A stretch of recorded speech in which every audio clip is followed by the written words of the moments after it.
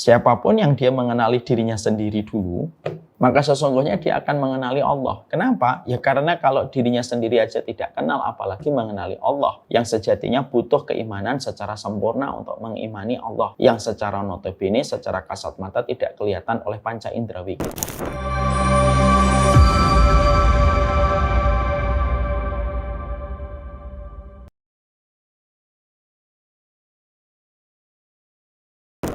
Assalamualaikum warahmatullahi wabarakatuh. Innal hamdalillah wassalatu wassalamu ala Rasulillah wa ala alihi wa sahbihi wa man tabi'ahum bi ihsan ila yaumil qiyamah. Kepada seluruh keluarga besar Fan Ta'lim dan kepada seluruh yang hadir pada kesempatan malam kali ini, semoga Allah senantiasa memberikan kepada kita ilmu, karena sesungguhnya ilmu merupakan energi di dalam kehidupan kita. Memberikan petunjuk, karena petunjuk itu merupakan kekuatan di dalam kehidupan kita. Kalau kita tidak mendapatkan ilmu, tidak pula mendapatkan petunjuk. Kita tidak memiliki kekuatan dan tidak pula memiliki energi di dalam menghadapi setiap problematika dan setiap kewajiban yang ada di hadapan kita. Seorang bapak tentunya tidak akan kuat ketika menyelesaikan satu persatu setiap tugas yang dia emban. Kalau dia tidak memiliki alasan kenapa dia harus menyelesaikan semua tugas itu. Dan alasan itu tidak bisa didapatkan dari manapun kecuali dari ilmu. Seorang ibu ataupun seorang istri tidak akan bisa menyelesaikan setiap masalah dari setiap kewajiban dan setiap problematika yang dihadapi kalau dia tidak mendapatkan petunjuk.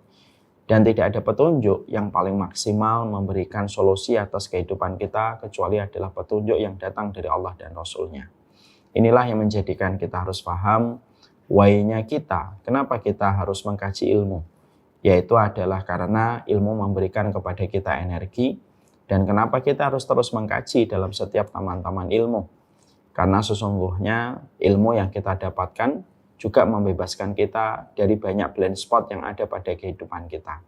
Setiap manusia pasti memiliki blind spot, titik buta yang tidak mampu dia lihat sendiri. Dan tidak ada yang mampu menerangi blind spotnya kita sebagai seorang manusia kecuali adalah apapun yang datang dari Allah dan Rasul-Nya. Karena apapun yang datang dari Allah dan Rasul-Nya, maka sesungguhnya itu penerang di dalam setiap kegelapan pada blind spot yang ada pada kehidupan kita. Kenapa Messi masih membutuhkan pelatih? Karena Messi tentunya sadar dia banyak blind spotnya dan tidak ada yang bisa melihat Messi ketika sedang merumput kecuali yang melihat blind spotnya adalah pelatihnya. Itu analogi sederhana sekali bahwasanya ilmu kita kaji bukan hanya sekedar urusan pahala, bukan hanya urusan kita lebih solih dan tidak solih, tapi why-nya kita, kenapa kita harus ngaji? Karena sesungguhnya ilmu itu membebaskan kita dari banyak blind spot yang ada pada kehidupan kita. Inilah yang menjadikan kita berharap sekali semoga Allah terus memberikan kecintaan kita kepada ilmu walaupun kita belum solih-solih amat. Kita ngaji bukan karena kita pengangguran. Kita ngaji bukan karena kita sok suci. Kita ngaji bukan karena kita sok solih. Tapi kita ngaji karena kita ingin memiliki energi di dalam kehidupan untuk menghadapi setiap ujian. Dan kita ikut dalam setiap taman ilmu, offline ataupun online, supaya membebaskan kita dari banyak blind spot dalam kehidupan kita. Inilah why yang harus selalu kita pegang supaya kita paham kenapa kita harus senantiasa terikat dengan majelis ilmu. Bukan karena kita ingin menjadi malaikat, bukan pula karena kita ingin menjadi rasul. Kita ngaji karena kita ingin punya energi menghadapi setiap masalah, dan kita ingin supaya kita tidak terbentur pada titik butanya kita selaku manusia ketika kita telah mendapatkan cahaya ilmu yang datang dari Allah. Kepada Allah kita bersyukur atas semua nikmat yang Allah berikan. Alhamdulillah tentunya senantiasa kita bersyukur kepada Allah atas setiap nikmat yang Allah berikan kepada kita.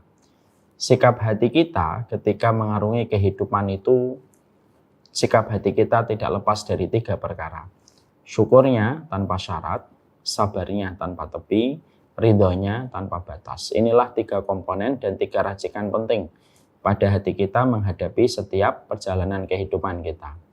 Kita bersyukur dan syukur kita tanpa syarat. Jangan bersyukur ketika kita memberikan syarat. Nanti deh syukurnya kalau saya sudah punya istri. Nanti deh syukurnya kalau akhwat itu dan gadis itu sudah mau menerima pinangan dan lamaran saya. Ini namanya syukur bersyarat. Dan jangan memberikan syarat kepada Allah karena Allah pemilik alam semesta. Karena sesungguhnya dengan memberikan syarat, semakin kamu jauh dari Allah dan semakin sulit hidupmu. Dan kita memberikan syukur kita tanpa syarat. Karena kesyukuran itu merupakan kunci kelapangan di dalam kehidupan kita. Memang syukur tidak menjanjikan kuantitas. Syukur itu tidak menjamin kamu menjadi kaya. Tapi syukur itu memberikan kepadamu ketenangan di dalam perjalanan hidup. Ingat ya, agama kita bukan agama materialisme. Yang semua konteks agama selalu dibawa kepada konteks kekayaan. Agama kita adalah agama yang beriman kepada babak kedua. Agama kita adalah agama yang membawa supaya kita selamat pada kehidupan yang kedua ketika nanti kita dikumpulkan oleh Allah pada kehidupan akhirat. Jangan melupakan itu. Dan sesungguhnya itulah yang menjadikan kita paham. Syukur itu tidak menjamin kita kaya. Tapi syukur itu pasti menjamin kepada kita kecukupan. Kalau kita syukurnya tidak memberikan syarat. Kalau kita syukurnya betul-betul sudah benar, maka Allah akan menyederhanakan keinginan kita. Allah menyederhanakan keinginan kita. Kalau kita hidupnya sudah sederhana keinginan, maka kita mudah bahagia. Jarak antara kita dengan kebahagiaan hanyalah sejarak pada keinginan yang tidak ada ujungnya. Kalian kalau terus memiliki keinginan, maka susah bahagianya karena listnya terlalu banyak. Dan kita biasanya susah bahagia karena keinginan itu listnya masih berderet-deret. Tapi kalau kita sederhana keinginan kita, maka kita mudah bahagia. Karena jarak antara kita dengan kebahagiaan hanyalah sejarak pada keinginan yang kita tidak peroleh dan belum kita dapatkan. Makanya kalau syukur itu betul-betul berkualitas, dan bukan hanya sekedar lip service, maka kita tidak memiliki keinginan muluk-muluk. Keinginan hidup kita tetap memiliki cita-cita yang tinggi, tapi kita tidak ambisius dan kita menjadi orang yang menikmati setiap ikhtiar. Kalau kita sudah sederhana keinginan kita mudah bahagia. Allah mungkin tidak memberi kamu apa yang kamu inginkan, tapi pastinya Allah memberikan apa yang kamu butuhkan. Janganlah apa yang belum kamu dapatkan menghilangkan setiap nikmat dan setiap jengkal kebaikan yang sudah Allah kirimkan di dalam kehidupan kita. Itulah maknanya kita bersyukur. Menyederhanakan keinginan kita tidak menjamin kita kaya. Tapi orang kalau sederhana keinginan, maka dia mudah bahagia. Kita semoga menjadi insan yang bersyukur tanpa syarat, lalu bersabar tanpa tepi, dan tentunya ridho tanpa batas. Seluruh keluarga besar Fan Taklim yang hadir pada kesempatan hari ini. Kita pada kesempatan hari ini tentunya membicarakan tentang bagaimana kita berdamai dengan diri kita sendiri. Ini materi yang sangat berat sekali. Kenapa materi ini saya katakan dan saya jelaskan di dalam prolog kita, ini merupakan materi yang berat. Karena sesungguhnya tidak ada perkara yang paling sulit dan tidak ada perkara yang paling jauh yang kita lakukan di dalam kehidupan kita kecuali adalah mengenali diri kita sendiri. Karena berapa banyak di antara kita sering mengenal kehidupan orang lain tetapi justru kita menjadi buta terhadap kehidupan diri kita sendiri. Kita rabun jauh. Yang jauh kelihatan, yang dekat tidak kelihatan. Makanya tidak ada perjalanan terjauh manusia kecuali adalah mengenali dirinya sendiri. Makanya Allah menyampaikan kepada kita di dalam surat Ad-Dzariyat 21, wa fi anfusikum afala tubsirun. Pada diri kalian, apakah kalian itu tidak melihatnya? Artinya, Allah ketika menyampaikan pada ayat 21 surat Ad-Dzariyat, Allah sedang memberikan kepada kita sebuah refleksi bahwasanya kita sering tidak melihat apa yang ada pada diri kita. Kita terkadang mampu menelanjangi kehidupan orang lain, kita mampu menguliti kehidupan manusia yang lain, bahkan kita terkadang mudah memvonis kehidupan orang lain hanya berdasarkan video 1 menit, 2 menit yang kita jumpai. Tapi kita, sepanjang ini kita hidup, tetapi kita tidak mengenali diri kita sendiri. Nah, tentunya kalau kita tidak mengenali diri kita sendiri, bagaimana kita bisa berdamai? Karena ternyata salah satu di antara mata pelajaran yang ternyata selama ini tidak pernah kita berikan perhatian dan tidak pernah kita mencoba untuk menjawab setiap ujian, Ternyata itu adalah ujian yang ada pada diri kita ketika kita tidak mengenali diri kita sendiri di dalam kehidupan. Kalau kita sudah tidak berusaha untuk mengenali diri kita, bagaimana kita bisa berdamai? Bagaimana kita bisa menyelesaikan setiap problem yang ada di hadapan kita? Karena kita tidak tahu kapasitas kita ada di mana, strength-nya kita, kekuatan kita ada di mana, weakness point kita ada di mana, ketika kita tidak pernah mengenali diri kita sendiri. Makanya sekali lagi saya katakan sebagai bagian dari penekanan. Tidak ada perjalanan terjauh manusia, kecuali perjalanan terjauh manusia itu mengenali dirinya sendiri. Dan itu Allah sampaikan di dalam satu ayat yang sangat indah untuk kita jadikan perenungan dan refleksi. Ketika Allah berfirman, wa fi anfusikum afala tubsirun. Di dalam dirimu, apakah kamu tidak memperhatikan? Ini merupakan pertanyaan yang tentunya tidak sama sekali membutuhkan jawaban, tapi pertanyaan ini menjadikan kita memikir keras. Ternyata kita itu tidak pernah kenali diri kita sendiri. Makanya banyak di antara konsekuensinya kalau kita sudah tidak mengenali diri sendiri itu apa? Kalau kita sudah tidak mengenali diri kita sendiri, ya kita tidak bisa membedakan. Contohnya, mana kata hati, mana kata suara syahwat dan hawa nafsu. Dan kita juga tidak tahu mana yang baik dan mana yang tidak baik yang harus kita pilih dan mana yang harus kita sapih. Karena kita tidak ngerti. Kita coba buka yang pertama, bedah yang pertama. Kalau kita tidak tahu tentang diri kita sendiri karena perjalanan terjauh diri kita adalah kepada diri kita dan ini tidak pernah kita mulai, kita tidak pernah mau membaca, kita tidak pernah mau memperkaya literasi tentang apa yang Allah sampaikan di dalam kitabullah dan hadis, sehingga akhirnya kita tidak tahu. Kita nanti akhirnya bingung, mengenali diri kita pun bingung. Sehingga akhirnya yang terjadi membedakan antara kata hati dengan kata syahwat saja tidak tahu. Berapa banyak laki-laki yang mereka berzina dengan seorang wanita yang katanya dia cintai. Dia ngotot mengatakan itu cinta gitu. Padahal pada saat itu bukan kata hatinya yang mengatakan itu, tetapi kata syahwatnya. Syahwatnya yang bicara, tapi dia tidak tahu kalau yang bicara itu syahwatnya. Lalu dia mengatakan ini kata hati saya kok. Banyak perempuan yang rela membuka kancing bajunya, dizinai sama laki-laki. Laki-laki itu tidak ada komitmen, tidak ada kesungguhan apapun, hanya bermodal dengan motor dan bermodal dengan mobil, makan 2 kali, 3 kali, diajak keluar. Mungkin bilnya juga nggak sampai 500.000 mungkin. Tapi setelah itu bisa dibawa untuk ngamar. Lalu melakukan hubungan HS ataupun melakukan hubungan ML gitu. Yang sejatinya ketika dia habis melakukan hubungan haram itu dia berkata untuk menghibur dirinya. Tidak apa-apa kok, ini adalah cinta. Gitu. Padahal pada saat itu ketika dia mengatakan cinta itu yang ngomong bukan hatinya sebenarnya. Tetapi yang ngomong itu adalah syahwatnya. Karena dia tidak mengenali dirinya sendiri, dia pun tidak bisa untuk membedakan mana itu kata hati dan itu mana kata syahwat. Saya tertarik sekali dengan salah satu podcast yang tidak sengaja, qadarullah, saya pernah dengar.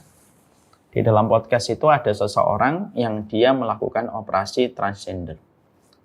Naudzubillahi min dzalik. Semoga Allah memberikan hidayah kepada orang ini dan hidayah kepada kita. Lalu ketika dia ditanya oleh podcaster, kenapa kamu melakukan operasi ini? Padahal kamu tahu hal semacam ini sangatlah masih tabu di Indonesia. Ini tidak bicara konteks agama ini. Tapi yang dibicarakan itu konteksnya Indonesia, tabu di masyarakat kita.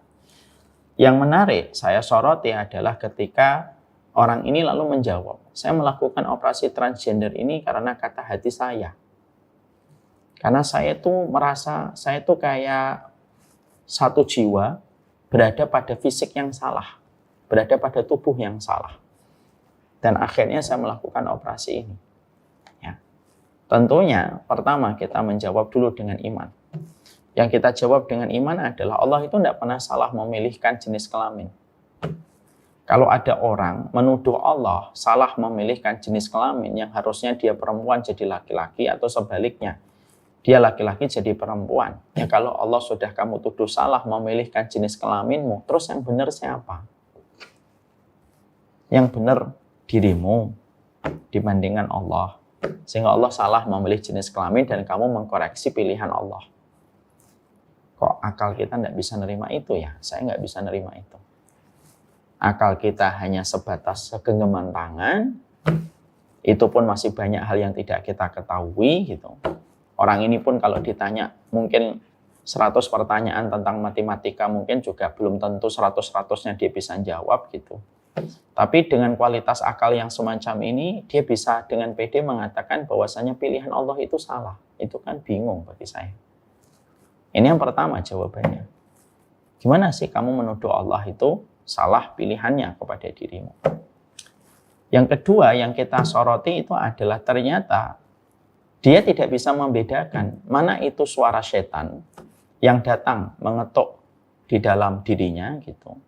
Lalu setan itu karena mungkin dia tidak pernah mendekat dan tidak pernah berusaha untuk mengenali kata hatinya sesuai dengan pemberi hati itu, yaitu adalah Allah. Sudah lama tidak pernah mendengarkan masukan, tidak pernah mendengarkan kalimat-kalimat yang harusnya menjadi nasihat untuknya gitu. Lalu dengan begitu pede, dia memproklamirkan dirinya bahwasanya dia mengikuti kata hati. Lah, kata hati yang mana? Kata hati yang mana? Tadi dikatakan jasadnya salah.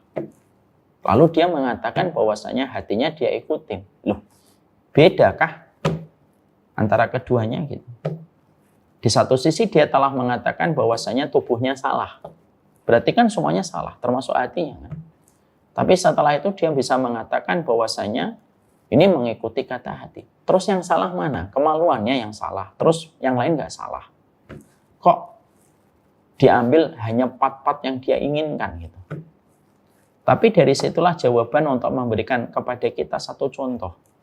Kita pun sering kayak gitu. Kita juga sering kayak gitu. Kita tahu nih bahwasanya terkadang ketika kita melakukan satu kesalahan, sebenarnya ini salah, tapi terus kita kerjakan. Yang mana kita selalu mencari pembenaran atas apa yang kita lakukan. Lalu mencoba untuk memanipulasi setiap perbuatan buruk yang kita lakukan supaya tampaknya benar. Ini sudah menjadi sebuah kesimpulan. Memang betul bahwasanya Allah Maha benar di dalam segala firman-Nya. Bahwasanya tidak ada perjalanan terjauh manusia itu kecuali mengenali dirinya sendiri. Makanya tidak salah kalau sebagian ahlul hikmah itu mengatakan man arafa nafsahu faqad arafa rabbahu. Ini sebagian ulama dia mengatakan riwayatnya tidak sahih, tapi maknanya benar. Siapapun yang dia mengenali dirinya sendiri dulu, maka sesungguhnya dia akan mengenali Allah. Kenapa? Ya karena kalau dirinya sendiri aja tidak kenal, apalagi mengenali Allah. Yang sejatinya butuh keimanan secara sempurna untuk mengimani Allah. Yang secara notabene, secara kasat mata tidak kelihatan oleh panca indrawi kita. Nah disinilah akhirnya kita ingin menyampaikan. Berarti kata berdamai itu perjalanan jauh. Perjalanan dekatnya itu adalah pertanyaan ini, mari kita tanyakan kepada masing-masing diri kita. Saya juga. Sebenarnya kita tuh seberapa kenal sih diri kita? Makanya banyak sekali laki-laki dan perempuan, kalau mereka sedang memproses satu proses pernikahan, kalau mereka tiba-tiba ditanyakan kepadanya pertanyaan insidentil gitu. Apa sih yang kamu suka dan apa yang tidak kita suka? Apa yang kamu tidak suka? Kita ini kadang-kadang masih bingung. Apa kelebihanmu dan apa kekuranganmu? Kita pun masih bingung. Ya. Karena hal sekecil itu saja, pertanyaan sekecil itu saja terkadang tidak mampu kita jawab dengan jujur. Bahkan terkadang kita cuma menjawab 1-2 dari sifat yang kita miliki, dari ratusan sifat yang sebenarnya harusnya kita kenali. Sehingga itu sudah menjadikan kita berangkat dari satu titik poin yang penting sekali.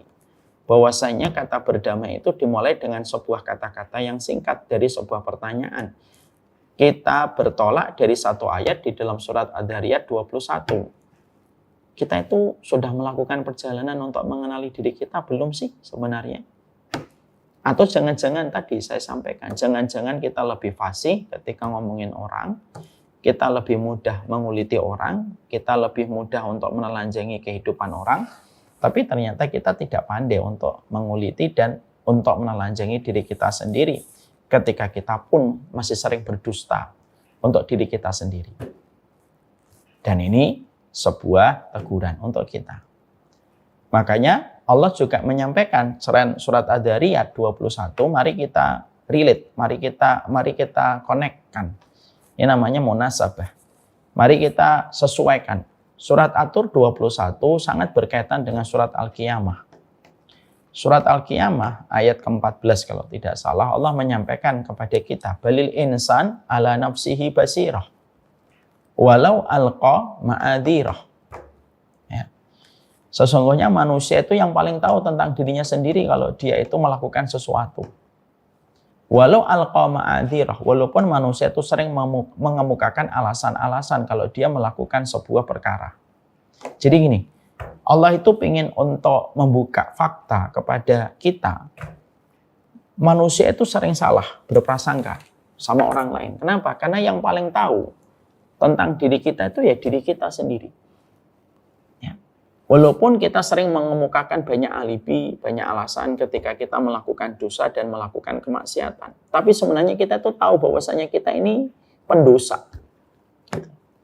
Jadi artinya surat Ad-Dzariyat 21 dikonekkan dan disambungkan dengan surat Al-Qiyamah. Ini memberikan kepada kita satu kesimpulan yang sangat kuat sekali. Bahwasanya ketika manusia tidak mengenali dirinya sendiri, dan dia tidak memahami kelemahannya, tidak memahami rezeki amal yang Allah berikan kepadanya, atau tidak memahami keutamaan dan kelebihan yang Allah berikan kepadanya, itu sampai menjadikan manusia itu apa? Sering mengemukakan alibi untuk nutupin segala macam kejahatannya. Dan dia begitu pandai untuk menyampaikan kalimat-kalimat yang mungkin indah. Tapi bisa jadi di balik kalimat-kalimat yang indah, hatinya tidak sekhusyuk apa yang diucapkan oleh lisannya. Ya. Dan kalau dia terungkap dan kalaupun dia tertangkap melakukan sebuah kemaksiatan, maka dia langsung mengemukakan berbagai macam alibi, lalu dia menjadi pengacara hebat untuk dirinya atas kesalahan yang dia kerjakan, supaya kesalahan itu tidak ditimpakan kepadanya ketika dia banyak beralasan. Ini menunjukkan kepada kita bahwasanya Masya Allah ya bahaya sekali. Sehingga ketika manusia tidak mengenali dirinya, lalu akhirnya dia terus membiarkan dirinya berada di dalam kondisi yang berlarut-larut, ketika dia tidak mengetahui apa yang sebenarnya terjadi pada hidupnya, kemaksiatan apa yang terus dia kerjakan, dosa apa yang terus dia lakukan, dan berbagai macam topeng yang terus dia kenakan di dalam perjalanan hidup. Ini akhirnya menyebabkan apa? Dia akan terus mengemukakan alibi terus. Sehingga akhirnya kalau sudah semacam itu bisa jadi di antara konsekuensinya yang paling dekat itu apa? Ya bisa jadi salah satu di antara mental health atau mental illness yang kita jumpai adalah NPD, Narcissistic Personality Disorder itu, yang mereka tidak pernah mau disalahkan dan tidak pernah mau masalah ketika mereka kehilangan empati. Itu salah satunya juga dari proses ketika dia tidak mengenali dirinya sendiri. Kan mengerikan ya. Kalau kita bicara hari ini tentang satu fenomena yang membuat kita semuanya harus merasa gitu. Jangan-jangan saya NPD atau enggak sih gitu. Karena orang NPD itu kalau tidak salah, nanti tolong saya dikoreksi. Kalau tidak salah, salah satu di antara karakteristik yang sangat lengket dengan orang NPD itu apa? Ya mereka tidak pernah mau salah. Dan mereka selalu bermain playing victim. Playing victim itu kalau di dalam surat Al-Qiyamah, itu adalah balil insanu ala nafsi basir walau alqa ma'adhirah. Mereka tuh sering mengemukakan alasan itu. Walaupun dia telah melakukan sebuah kesalahan dan telah melakukan sebuah kejahatan. Dan akhirnya itu menjadi sebuah bom waktu yang luar biasa yang bisa menjadikan luluh lantak kehidupan seseorang itu berantakan, dan bisa jadi dia akan melakukan tindakan yang melampaui batas ketika seseorang itu tidak mengenali dirinya sendiri. Bukankah kita sering jumpai ada orang yang mereka marah gitu, misalkan ya, ketika dia terkena inner child. Salah satu konsekuensi orang yang terkena inner child itu apa? Mudah salah satunya dia melakukan sikap keras gitu. Tanpa ketika dia telah memiliki lingkaran luka pada lingkaran masa lalunya, lalu dia tidak mengenali dirinya bahwasanya ada lingkaran luka yang ada pada dirinya ketika di masa kecil. Lalu dia mencoba untuk menutupi dan menutupi, terus menutupi dan menutupi. Yang terjadi apa? Ya bisa jadi akhirnya yang terjadi adalah orang-orang yang terkena hutang pengasuhan, di dalam menghadapi setiap masalah maka cenderung emosional. Dan terkadang tidak akan pernah bisa menyelesaikan masalah kecuali dengan masalah-masalah yang timbul setelahnya. Dan itu kan berbahaya. Dari kasus NPD, dari kasus NPD, dari kasus orang inner child ketika dia terkena luka pengasuhan. Bahkan banyak orang yang mereka tuh sudah terkena luka pengasuhan tuh denial dia akan tolak, oh enggak sayang. Padahal bisa jadi itulah yang menjadikan dia melakukan kekerasan terus di dalam kehidupan dia bersama, misalkan kalau dia sudah nikah bersama rumah tangganya. Makanya pernah ada satu kasus yang menurut saya ini kasusnya saya khawatir bahwa ini kasusnya itu nyata gitu. Dan kasus ini tuh membuat kita semuanya harus berpikir ulang gitu. Karena kita harus mengenali satu kaidah gitu. Masaibu qaumin inda qaumin fawaid. Musibah yang menimpa kepada orang itu harusnya menjadi pelajaran bagi kita yang tidak mendapatkan musibah itu. Kalau tidak kita pelajari polanya, musibah itu bisa jadi musibah itu bisa mengenai kepada kita. Bukan berarti kita membicarakan konteksnya kita lebih baik. Enggak. Kita konteksnya untuk menyerap. Evaluasi supaya pola musibah itu tidak terjadi kepada kita. Ada dua yang saya peroleh gitu. Yang pertama ada satu kasus seorang suami yang tampaknya baik.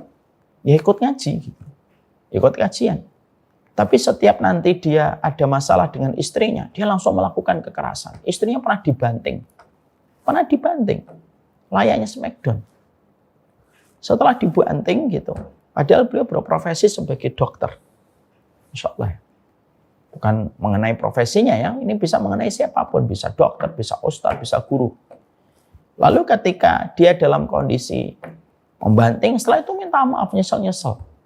Setelah itu nanti 1 minggu, 2 minggu ada perkara yang menjadi penyebab ke-trigger dia melakukan kembali. Dan ternyata ketika dicoba untuk dibedah gitu, dibedah kasusnya gitu. Ternyata ketika dibedah kasusnya, beliau ini merupakan seorang anak yang bertumbuh dewasa, tidak bersama dengan orang tuanya, dititipkan kepada kakek neneknya, tidak pernah bersama orang tuanya. Ibunya meninggal dunia, lalu diasuh sama bapaknya, lalu bapaknya setelah istrinya meninggal dunia segera menikah lagi. Ibu tirinya ini sebenarnya baik, tapi karena dia memang karakternya anak ini agak keras, karena mungkin dia ingin menyampaikan suara kesedihannya ketika ibunya meninggal dunia, sehingga dia membahasakan itu dengan kenakalan-kenakalannya yang menjadikan ibunya lama-lama terkikis kesabarannya dan akhirnya tidak kuat. Maka jalan tengahnya yang dilakukan oleh sang bapak adalah menitipkan sang anak kepada neneknya. Dan ternyata itu menjadi dendam. Sehingga akhirnya ini prosesnya ini apa? Ya proses ketika dia tidak tahu tentang kebutuhan basic yang ada pada dirinya. Kan? Sehingga ketika dia tidak tahu tentang kebutuhan basic pada dirinya, dia bodoh terhadap dirinya. Ketika tidak merespon apa yang Allah sampaikan di dalam surat Adz-Dzariyat 21, surat Al-Qiyamah, maka akhirnya apa? Ketika hatinya itu sudah membutuhkan pertolongan, maka itu tertutupi dengan aktivitas yang terus berjalan. Apa yang terjadi? Sehingga akhirnya kita sering menjumpai dan sering kita mendapati orang-orang yang tampaknya secara permukaan baik-baik saja, tapi ternyata di balik permukaan itu mereka menjadi manusia yang sangat berbeda dengan apa yang dilihat oleh orang di permukaan. Bukankah itu berbahaya sekali? Ini musibah, ini menjadi sebuah contoh untuk kita. Yang kedua, saya pernah mendapati kisah nyata ini disampaikan seorang ustadz. Ada seorang ustadz cerita kepada saya, ada seseorang yang lumayan terkenal gitu. Dan juga banyak berbicara tentang hal-hal yang berbau agama gitu. Tapi ternyata dia kecanduan untuk berzina. Tanpa disadari, dia kecanduan untuk berzina. Dia booking banyak perempuan. Dan itu qadarullah ketahuan. Karena serapat apapun kita melakukan dosa itu pasti ada saatnya kalau sudah melampaui batas, maka Allah akan buka dosa itu. Ada tisu nggak? Nah, kertas itu. Saya ambilkan contoh ya. Kita harus paham bahwasanya Allah itu bersifat as-sattar. As-sattar itu apa? As-sattar itu maha menutup. Ini namanya as-sattar. Ini maha menutup. Kalau orang baru melakukan dosa sekali, 2 kali, 3 kali, 4 kali ditutup sama Allah. Tapi kalau sudah melampaui batas, sudah ngelewatin boundaries yang seharusnya dia tahan dirinya pada boundaries itu, ternyata dia lewatin boundaries itu, maka Allah ambil itu. Dan Allah jadikan dosanya ketahuan. Lah, dia itu akhirnya dosanya ketahuan. Qadarullah akhirnya, alhamdulillah baik. Akhirnya beliau berkonsultasi gitu. Dan ternyata ketika dibedah ya secara psikisnya dan dibedah secara kejiwaannya oleh seorang ustadz gitu, dan psikisnya oleh psikolog gitu, ternyata ada sebuah luka. Lukanya itu luka yang dia dapatkan di waktu kecil ketika dia mendapati bahwasanya dia sangat depresi, mendapatkan penetrasi, mendapatkan pressure yang kuat dari ibunya. Dan ibunya sering menggunakan kalimat-kalimat yang sifatnya itu sangat mengintimidasi. Tanpa disadari oleh sang ibu, namanya seorang ibu. Bagaimanapun selalu ada kekurangan. Menggunakan kalimat-kalimat yang sangat mengintimidasi. Sehingga akhirnya dia tumbuh dalam kondisi dendam. Bahwasanya dia bisa menjadi orang yang jauh lebih baik daripada yang dikatakan oleh ibunya. Dendam itulah yang menjadikan dia itu akhirnya ketika zina, itu selalu zina dengan perempuan yang lebih tua. Jauh lebih tua. Seakan-akan dia pengen menunjukkan superior dia sebagai seorang laki-laki gitu. Bahwasanya dia seakan-akan secara tidak langsung pengen menunjukkan kepada ini, Bu, saya taklukkan kamu. Dan itu dilakukan dengan cara dia melakukan perzinahan. Hal semacam ini tuh kan sangat berbahaya gitu. Kita doakan semuanya dapat hidayah dan kita doakan juga diri kita dapat hidayah. Tapi 2 contoh nyata ini menunjukkan kepada kita bahwasanya kita ini terkadang karena kita dalam kehidupan adalah makhluk sosial, ditambah lagi dengan fenomena gadget dan fenomena digital di zaman Dajjal sebelum muncul itu digitalnya luar biasa. Akhirnya kita tuh sering terdistract. Tanpa kita sadari akhirnya kita lalai untuk melihat apa yang harus kita mengerti tentang diri kita. Tentang kelemahan diri kita, tentang apa yang sebenarnya kita butuhkan. Sehingga ketika perkara ini merupakan sebuah kewajiban basic pada kehidupan kita, ya akibatnya nanti akhirnya berlarut-larut. Sehingga akhirnya menimbulkan berbagai macam problem yang terjadi atas kehidupan kita. Itu sebenarnya adalah terjadinya problem dalam kehidupan kita itu ya karena kita tidak mengenali diri kita sendiri dan kita tidak pernah berupaya untuk mengenali diri kita sendiri. Makanya menarik apa yang pernah terjadi pada biografinya Imam Al-Ghazali gitu. Ketika Imam Al-Ghazali itu sudah menjadi guru besar gitu, tapi dia tinggalkan itu semua jabatannya itu. Dia tinggalkan semua jabatannya. Lalu yang terjadi adalah beliau mengasingkan diri dan beliau tuh pengen mencari titik terdalam di dalam hatinya itu apa gitu. Imam Al-Ghazali, kalian harus membaca bagaimana biografinya Imam Al-Ghazali. Itu dia tinggalkan semua glamornya, pengagungan kepada dirinya, posisinya yang sangat dieluk-elukan oleh umat pada saat itu. Pada saat ketika beliau berada pada puncak-puncaknya orang, ketika telah mendapatkan keutamaan dalam ilmu, tapi justru ada yang mengusik di hatinya beliau. Sehingga akhirnya beliau itu tinggalkan semua itu untuk menenangkan dirinya, untuk mencari titik terdalam pada dirinya. Makanya akhirnya keluarlah kitab monumental yang tentunya walaupun kitab ini tidak lepas dari kekurangan, tapi kitab ini bukan hanya difahami dari sudut pandang apakah kitab ini ada hadis palsunya atau tidak. Ya, ada tidak sedikit hadis palsunya.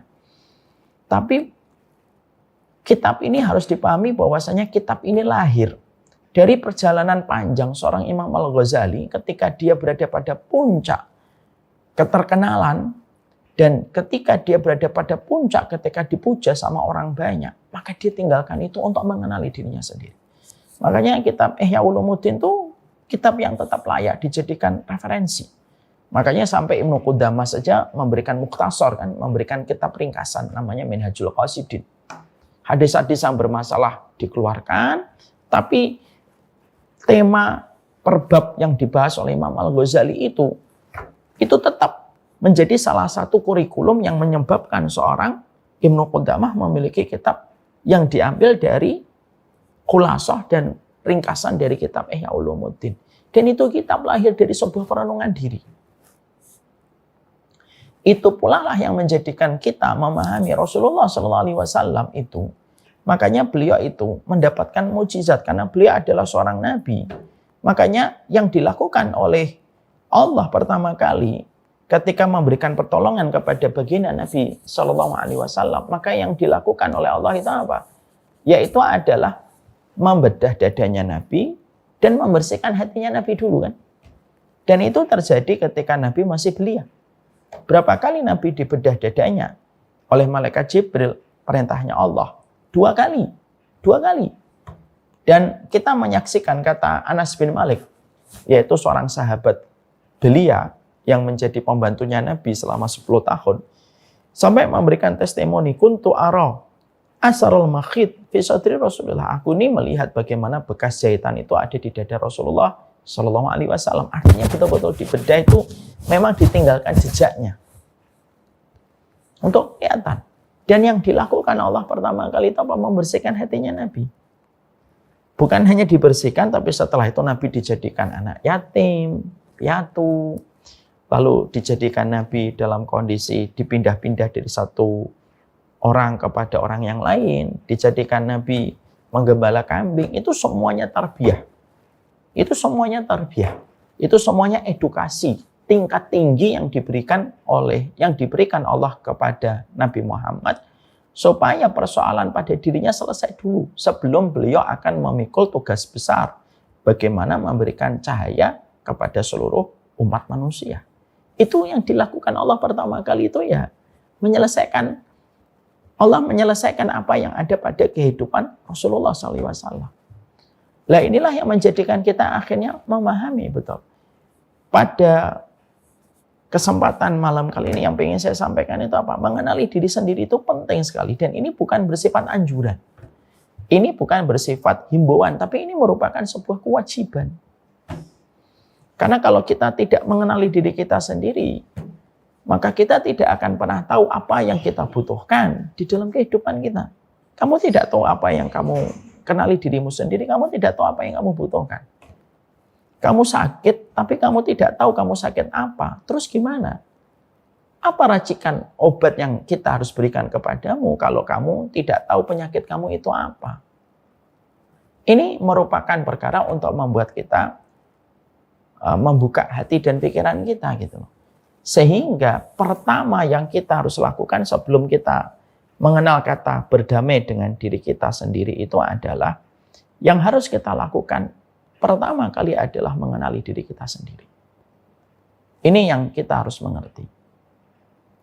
Makanya setidaknya setelah kita memahami bahwasanya kita ini diwajibkan untuk mengenali diri kita sendiri sebagaimana firman Allah yang tadi kita bedah di dalam surat Ad-Dzariyat 21, perjalanan terjauh manusia itu adalah mengenali dirinya sendiri, maka setidaknya apa perkara-perkara yang harus kita mengerti. Maka setidaknya ada beberapa hal yang menjadi ada beberapa hal penting yang harus kita jawab untuk diri kita sendiri sebelum kita nanti melanjutkan kepada sebuah tahap yang kedua, berdamai dengan diri sendiri. Gimana sih mau berdamai, mengenali diri sendiri aja belum kok. Makanya akhirnya yang pertama ada beberapa pertanyaan besar yang tentunya kita harus tujukan kepada diri kita sendiri. Kalau pertanyaan-pertanyaan itu nanti terjawab, baru nanti kita pada step yang kedua. Gimana kita berdamai dengan diri kita sendiri? Ya. Karena sekali lagi kita harus paham, mengenali diri sendiri itu merupakan diagnosa penting supaya kita tahu apa yang kita butuhkan dan supaya kita mengerti apa yang harus kita lakukan setelah kita memahami tentang diri kita sendiri. Ini yang kita harus mengerti. Setelah kita memahami ini, maka ada beberapa hal yang harus kita mengerti tentang diri kita sendiri. Yang pertama, memahami tentang bagaimana kita diciptakan oleh Allah. Ini pertama yang penting. Jadi memahami betul bahwasanya yang menciptakan dan mengadakan kita itu siapa. Ini penting sekali. Karena kalau kita tahu siapa yang menciptakan kita dan kita berjalan pada kehidupan kita menuju arah kemana, ini penting. Sehingga kita akhirnya paham, oh ternyata kita ini seorang hamba, kita ini adalah seorang makhluk yang Allah ciptakan, kita punya majikan, kita punya Tuhan, dalam bahasa versi Indonesianya, kita punya Rabb yang bernama Allah. Lalu kita tahu bahwasanya muara perjalanan kita itu adalah menuju kepada kehidupan berikutnya, yaitu menuju kepada leg yang kedua. Jadi, dari pertanyaan pertama ini, min aina nahnu wa ila aina nahnu. Dari mana kita berasal dan kemana kita ujungnya. Maka sesungguhnya pertanyaan ini basic, tapi ternyata kita tidak sering bertanya. Kita ini sebenarnya simpel. Kita ini adalah makhluk yang Allah ciptakan. Kalau kita sudah memahami kita itu makhluk, berarti kita harus mengikuti majikan. Berarti kita ini statusnya apa? Ya statusnya itu ya pegawainya Allah. Karyawannya Allah. Allah ciptakan kamu supaya kamu menjadi karyawannya Allah. Menuju kemana? Menuju kepada leg yang kedua, babak kedua supaya selamat. Gimana caranya kita bisa selamat pada babak kedua? Ya kamu jujur menjadi karyawannya Allah. Kalau kita tahu bahwasanya ini karyawannya Allah dan kita terikat dengan Allah Subhanahu wa taala dan kita tidak mungkin tercipta begini saja kecuali Allah yang menciptakan kita, maka sesungguhnya kita harus paham Allah tidak mungkin menciptakan kita itu tanpa tujuan. Kenapa sih Kang Ridan diciptakan gitu? Kan kita harus tanya, saya ini diciptakan itu untuk apa? Oh yang menciptakan saya Allah. Menuju arah mana kita diciptakan? Menuju arah ketika kita ingin mendapatkan ridhonya Allah di waktu yang singkat ini, supaya nanti kita selamat pada babak yang kedua. Karena babak kita itu, kehidupan kita itu kehidupan yang kedua. Ini pertanyaan simpel. Tapi kalau pertanyaan ini terjawab dengan jujur, bukan hanya sekedar terjawab secara teoritis, tapi terjawab secara jujur pada hati kita dan kita merenungkan setiap waktunya dan kita merenungkan setiap saatnya. Kamu itu karyawan. Kalau kamu karyawan, taat sama majikanmu, taat sama Tuhanmu, taat sama Rabbmu. Nanti Allah yang ngatur semuanya ketika Allah itu menjadi Rabb bagi kehidupan kita. Maka ketika ini terjawab, maka menjadikan kita itu akhirnya tahu apa yang harus kita kerjakan. Ini pertanyaan kalau secara teoritis gampang dijawabnya. Tapi secara aplikasi, secara aplikatif, untuk mengeksekusi pertanyaan ini dalam kehidupan kita, susahnya luar biasa. Susahnya luar biasa. Tapi kalau pertanyaan ini memang jujur kita jawab, ini banyak sekali efeknya yang bisa kita rasakan dalam hidup. Jadi enak kita hidupnya. Ya. Anda mengatakan, Ustadz, nanti kalau saya tahu saya ini adalah makhluknya Allah, hambanya Allah. Tapi kalau kayak gitu jadinya capek. Memang dekat sama Allah itu capek. Tapi jauh dari Allah lebih capek. Tapi kita tahu arahnya itu kemana. Akhirnya kita tidak salah untuk mengenali eksistensi kita itu sebagai apa. Sehingga kalaupun kita sudah tahu di situ, minimal nih efek yang kita akan rasakan. Minimal nanti adalah kalau kita terjadi sesuatu, ya kita kembalikan semuanya kembali kepada Allah. Dan ini merupakan proses memantaskan diri kita di hadapan Allah. Contoh nih, sambilkan contoh. Mohon maaf ini kalau contohnya agak terkesan terlalu family centris. Saya ini punya seorang ibu. Ibu saya ini diuji oleh Allah. Ujiannya menurut saya berat. Kedua kakak saya cerebral palsy. Kalau kalian belum tahu cerebral palsy kayak Down syndrome tapi dengan versi yang berbeda. Kalau Down syndrome itu ada pada ciri wajahnya. Kalau cerebral palsy itu kayak orang biasa. Wajah face-nya itu biasa. Tapi secara kejiwaan mereka kayak anak di bawah 5 tahun.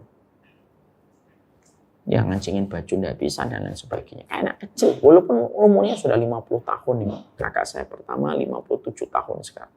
Kakak kedua 49 tahun itu sudah meninggal dunia 3 tahun yang lalu. Saya tuh pernah sebagai anak kecil, SD atau SMP saya lupa, saya tuh ngobrol. ibu dan bapak dulu pacaran enggak sih? Ya enggak, kami enggak pernah pacaran. Kami dijodohkan sama orang tua. Ibu nurutin, sebenarnya ibu nggak mau, tapi karena ibu nurutin orang tua. Bapak juga sebenarnya nggak mau, tapi nurutin orang tua. Artinya prosesnya nggak pernah sama sekali pacaran. Surat-suratan nggak pernah. Ketemuan nggak pernah. Menikah, dapat anak 2 semacam itu. Lalu saya tanya, kenapa ya Bu, ibu kok dapat ujiannya seberat itu? Karena anak kecil,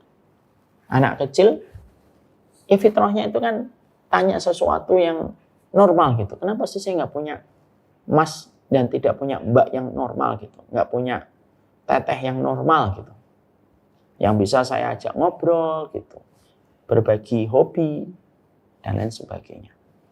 Ada jawaban ibu yang simpel tapi ngena gitu. Dan kemarin saya pas ada acara di Jakarta di menenangkan hati dan memenangkan jiwa itu, saya juga sampaikan ke sana. Jawaban ibu itu apa? Ya nang, kita ini adalah, hidup ini adalah pasrah sama Allah. Ya Allah yang ngatur. Bukan kita yang ngatur. Gitu. Jadi kita itu hanya punya kepasrahan sama Allah. Yaudah, tepati aja janjimu sama Allah.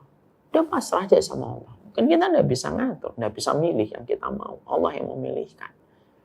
Tapi Allah tidak pernah salah kalau memilihkan sesuatu kepada kita. Makanya saya sering kan ngomong di banyak kesempatan, mungkin bagi yang nge-follow saya pasti paham. Saya sering menggunakan kalimat, Allah tidak pernah salah memilih pundak. Nah, itu kalimat yang saya sampaikan karena saya belajar dari ibu saya. Beliau mengatakan sudah pasrah. Dan ibu saya menjalani tugasnya beliau untuk merawat kedua kakak saya sepanjang hidup beliau, sampai beliau meninggal dunia. Kalau beliau ngerawat saya sampai 6 tahun, 7 tahun saya sudah bisa mandiri. Tapi kedua kakak saya tidak pernah mandiri. Makanya beliau malam karena serangan jantung, sorenya itu masih memandikan kakak saya. Masih memandikan kedua kakak saya. Kelapangan hati yang beliau miliki itu, ya, walaupun saya tidak mensucikan beliau sama sekali, beliau jauh dari kata sempurna. Tapi apa yang beliau sampaikan itu memberikan kepada kita tentang sebuah perkara simpel. Kita ini sebenarnya miliknya siapa sih gitu? Kalau kita tidak menjawab ini secara jujur, lalu hanya menjawab secara teoritis, ya kita ini hambanya Allah. Itu teoritis. Pasti dampaknya itu akan berbeda sekali. Itu dampaknya beda sekali. Karena kalau orang itu hanya menjawab teoritis, ya ini hambanya Allah. Tapi ujungnya apa? Nanti kalau ada takdir yang buruk, dia mencela dan mencaci Tuhannya. Nanti dia ketika berhadapan dengan syariat yang Allah turunkan, dia akan menghadapi syariat Allah dengan akalnya. Karena dia nggak paham bahwasanya dia itu makhluk, kecil dia. Dia itu kecil. Kenapa dia sampai nentang Tuhan, nentang Allah gitu? Syariatnya itu diukur dengan akalnya, itu kalangan-kalangan liberal gitu. Ya karena dia nggak paham siapa dirinya gitu. Makanya menarik ya kalau ketika kita dapati Imam Syafi'i ketika menyadarkan orang dalam tanda petik agak liberal pada masanya. Ada seseorang yang namanya Muzanni. Ada seseorang namanya Muzanni. Datang ke Imam Syafi'i, saya tuh pengen tanya sama kamu tentang perkara yang berkaitan tentang akal dan logika. Loh, ketika dapat pertanyaan itu Imam Syafi'i langsung marah. Sini kamu. Kamu tanya tentang apa yang sesuai dengan akal dan logikamu? Iya. Lalu Imam Syafi'i mengatakan, kamu tahu nggak jumlah bintang di langit itu berapa? Tidak tahu. Hitung. Ya tidak bisa dihitung dong. Oke, 1. Tidak bisa hitung toh. 2. Kamu tahu nggak terbuat dari apa bahan-bahan itu yang ada bintang di langit itu? Detailnya kayak apa? Apa aja itu yang di langit itu? Yang mana saya tahu, saya nggak pernah terbang. Oke, 2, nggak bisa tahu. Yang ketiga ditanya pertanyaan wudhu. 10 pertanyaan, 4 tok yang bisa dijawab, 6-nya salah. Perhatikan nih, gaya jawaban Imam Syafi'i. Ketika dia paham siapa dia dan dia paham siapa Robnya, siapa Tuhannya. Imam Syafi'i langsung berkata, lu akal semacam itu pingin untuk memahami kebenaran dengan versi akalmu, Padahal akalmu selemah itu lalu memaksakan kebenaran dari Allah itu harus sesuai dengan akalmu. Loh, akalmu tuh segede apa kalau memaksakan algoritma apa yang Allah tetapkan itu harus ngikutin kapasitas RAM otakmu. Itu kalau bahasa kita. Gak masuk. Dari kata-kata tegasnya Imam Syafi'i itu Imam Muzani. Akhirnya Muzani itu jadi muridnya Imam Syafi'i. Dan akhirnya jadi salah satu ulama besar. Imam Muzani namanya. Kenapa Imam Syafi'i bisa jawab kayak gitu? Karena dia tahu kapasitas dirinya dalam hidup itu siapa gitu. Sehingga akhirnya kalau kita tuh tahu diri kita itu siapa, ya minimal kita itu tahu gitu loh bahwasanya kapan, apa yang harus kita lakukan, gimana nyikapi sesuatu, semuanya itu jadi enak ketika kita tahu kita ini siapa gitu dalam kehidupan kita. Makanya pertanyaan pertama untuk mengenali diri kita itu kata para ulama itu, kamu ini siapa? Siapa yang mengadakan kamu? Kalau kamu tolak pertanyaan sederhana ini, kamu denial dengan pertanyaan ini, nggak akan sepakat kita untuk menata diri kita, itu nggak akan sepakat. Ini baru pertanyaan pertama. Sehingga kalau pertanyaan-pertanyaan ini harus terjawab.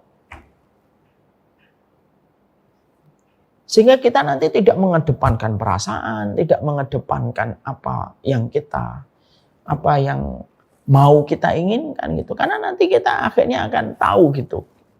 Kenapa saya harus hidup itu harus tahu apa yang harus dikerjakan gitu. Ya karena kita tahu kita ini siapanya gitu. Kita ini pegawainya Allah, karyawannya Allah. Dan kalau kita jujur menjadi pegawainya Allah, tidak mungkin Allah itu akan ninggalin kita. Mungkin Allah ngasih ujian, tapi Allah lapangkan hatimu menghadapi ujian. Mungkin kamu akan menghadapi problem yang berat, iya, tapi Allah lapangkan hatimu lebih gede dan lebih lapang daripada problem yang kamu hadapi. Gitu. Ya kita ini, karena kita basicnya sudah jelas tahu. Kita ini harus jujur sama Allah supaya Allah yang menyelesaikan semua persoalan dalam hidup kita. Makanya ada kata-kata Nabi yang sangat indah. Intasdukillah yasdukah. Kalau kamu jujur sama Allah, jujur kamu terkenali Allah, dan kita jujur mengenali Allah. Ya Allah, Engkau adalah Rabbku, Engkau adalah Tuhanku. Ya Allah, Allah yang pasti akan ngatur semua kehidupan kita. Itu Allah yang pasti atur. Ya kita tetap dapat masalah. Iya. Bukan berarti kalau kita sudah beriman tuh berarti masalah tidak ada. Tidak bisa. Hidup tuh memang harus beririsan dengan masalah. Itu caranya Allah membentuk kekuatan kita. Kopassus itu kalau nggak diuji dengan ujian berat tidak akan layak menjadi pasukan komando, pasukan khusus. Kenapa kok berbeda dengan TNI biasa? Karena ujiannya berat. Ujiannya berat diakhiri dengan pengangkatan dan pemberian baret merah di pantai Cilacap biasanya. Tapi proses ujiannya kan berat banget. Jadi kalau kita hidup itu mungkin nggak kita nggak dapat ujian? Ya nggak mungkin. Tapi Allah akan menenangkan. Allah akan melapangkan dan Allah akan membantu kita untuk menyelesaikan satu persatu masalah. Ujian itu Allah berikan kepada kita itu supaya kita itu banyak meresap banyak pelajaran gitu. Tapi kalau kita mulai dari diri kita untuk mengenali, ya Allah saya ini karyawannya Allah, ya sudahlah jadi karyawan yang baik. Jadi karyawan yang baik. Tidak salah kalau orang-orang yang pernah saya baca di sosial media itu mengatakan hidup itu hanyalah panggilan dari sholat kepada sholat berikutnya. Itu bukan perkataan lebay, itu memang perkataan benar. Kita ini hanya memenuhi panggilan Allah saja. Dan pastikan hati kita sebagai receiver-nya itu bisa menerima panggilan Allah. Gitu. Kan hati kita itu kan receiver-nya menerima panggilan. Nah, kalau receiver-nya rusak gimana? Dan gimana kok hati itu tidak bisa menjadi receiver panggilan Allah? Ya karena kita tidak ngerti. Pertanyaan pertamanya itu kita nggak pernah jawab. Kita jawab secara teoritis, tapi kita tidak pernah jawab. Tidak pernah kita jawab secara jujur. Kita ini siapanya Allah. Gitu. Kalau kita sudah jawab kita itu siapanya Allah, jadi enak. Jadi tidak ada orang yang menyembunyikan topeng gitu. Karena dia tahu dia ini siapa. Gitu. Sehingga masalah-masalah hari ini tuh kan ngeri ya. Ada salah satu podcast itu. Saya lupa, tapi tokoh terkenal, tokoh nasional. Bukan tokoh, ya, artinya ya orang yang malang melintang lah di dunia coaching dan motivasi itu. Dia berkata, hari ini kita berada pada satu masa waktu ketika banyak orang NPD memiliki follower hingga ratusan ribu. Dan banyak orang yang mereka itu pintar, berdasarkan penelitian, sainstiknya itu bagus gitu, tapi tidak ada banyak orang yang mengikutinya. Itu yang mengatakan salah satu motivator nasional. Sehingga akhirnya itu yang paling kita khawatirkan, yaitu ketika terjadinya diri kita itu tidak mengenali diri kita. Makanya pertanyaan basic yang pertama kata para ulama itu apa? Kamu ini siapa sih? Kenapa kok tiba-tiba hadir? Saya hadir secara random. Memang ada yang random di atas muka bumi ini. Saya hadir tanpa tujuan. Saya percaya Tuhan tapi saya tidak mengikuti syariatnya. Emang bisa masuk akal gitu? Kamu masuk Pertamina tapi kamu nggak mau ngikutin aturan Pertamina gitu? Misalkan ada orang agnostik gitu ya. Ya dia tidak ateis gitu. Saya tetap percaya Tuhan tapi saya tidak mau ngikutin, saya tidak mau mengikuti agamanya. Emang mungkin gitu? Kamu masuk YouTube, terus kamu nggak ngikutin aturan YouTube. Aturan YouTube aja kamu ikuti kok. Aturan YouTube aja kamu ikutin kok. Lalu kamu bisa pede mengatakan, saya tahu Tuhan itu ada, eksistensinya, tapi saya nggak mau ngikutin aturannya. Ya logis. Kamu aturan YouTube kamu ikutin kok. Kamu yakin adanya Tuhan, tapi kamu nggak mau ngikutin? Karena pertanyaan pertama ini belum selesai. Kamu dapat, saya tanya, kita pengen dapat email saja. Kita pengen dapat email saja. Kita itu harus ngikutin term and condition yang disajikan dan disuguhkan oleh Google misalnya. Term conditionnya itu yang banyak itu loh, yang nggak pernah kita baca. Yang di bawahnya itu accept sama decline. Itu aturan sepanjang itu kita harus terima. Kalau kita klik yang decline, tolak, nggak bisa kita dapat email. Makanya orang agnostik itu menurut saya bingung. Kamu yakin adanya Tuhan tapi nggak mau ngikutin aturannya. Ya, kamu sama YouTube aja nurut. Sama YouTube kamu nurut. Itu semuanya jadi masalah kemana-mana jadinya. Makanya pertanyaan ini adalah jelas. Makanya Allah jelaskan kan di banyak ayat gitu. Kamu itu siapa, diciptakan dari apa. Itu kenapa kok banyak sekali Al-Quran yang menyampaikan itu. Karena banyak orang itu gagap tentang dirinya sendiri. Jadi dia itu walaupun balik kayak anak kecil itu kan tidak bisa jawab dirinya sendiri. Dan akhirnya dari pertanyaan simpel ini kalau tidak kita rawat betul, lalu kita berikan penanganan atas pertanyaan pertama ini, yang terjadi apa? Seluruh kehidupan kita akan menjadi berantakan. Dan ini baru pertanyaan pertama. Ternyata sudah jam 9:04. Dan ini masih jauh sebenarnya. Tidak apa-apalah, ilmu tidak usah langsung banyak semuanya. Nanti satu waktu kita akan lanjutkan. Apa pertanyaan kedua, ketiga, keempat, kelima. Tentang diri kita dulu. Kita selesaikan dulu tentang pertanyaan diri kita sendiri. Baru setelah itu nanti kita membahas berdamai dengan diri sendiri. Makanya ketika saya tadi baca temanya, wah ini tema panjang ini. Karena kalau pertanyaan ini sudah dieksekusi dengan benar, dimanapun kita berada kita baik-baik saja. Kalau kamu sudah tahu kalau kamu adalah budaknya Allah, karyawannya Allah, walaupun kamu di atas tubuh perempuan yang kamu inginkan, kamu bisa meninggalkan perempuan itu karena Allah. Kalau kita tahu kalau diri kita itu adalah karyawannya Allah. Kalau diri kita tahu bahwasanya kita karyawannya Allah,